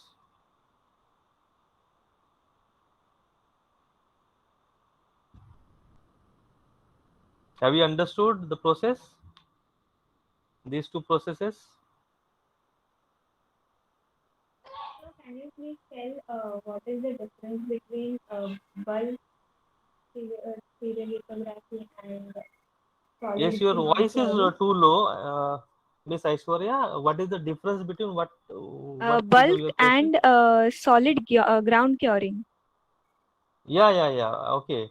So, I mean, the ground curing is generally is taking place in case of MSL approach, and the bulk is, unconstrained depth photopolymerization. You have the curing taking place in unconstrained direction. You have the transparent substrate above, and you have the I mean depth of significant depth of photopolymer in the vertical direction. So there is no limit for the curing. So that is the difference between them. Okay. Okay, sir. Thank you. Any other question?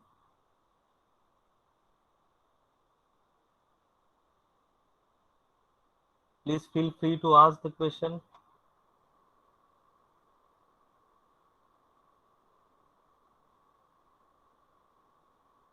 Okay, so I thank you all of you for the patience listening. Over to you, organizing team. Yes, sir. So I'll give the vote of thanks and a quick summary. So it is my great pleasure to propose vote of thanks for this session. I thank our today's eminent speaker, Dr. Kiran Bhole, for his valuable time and deep insight shared by him on micro-stereolithography for 3D microprinting. So in the session, he covered a number of topics, including biomedical application of MEMS, MSL systems, in which he talked about CAD modeling, slicing, scanning, energy threshold, and cured parameters. He also talked about types of MSL systems and scanning schemes, and also talked about state-of-art optomechanical scanning schemes. So we are grateful to Sir for this his knowledge he shared with us, and I am sure that it will be a great benefit for all the participants. So I thank all the participants for their wonderful participation, and hope to see you all in the next session. Thank you, sir. Thank you. So we will start new session, next session at 11:15. So we are having Professor mm, Subbu from IIT Palakkad, and for the next session. So stay with us for the next session. Thank you. Miss Kashmiri, you can stop recording. The feedback form is posted in the chat box. You can all fill the feedback form.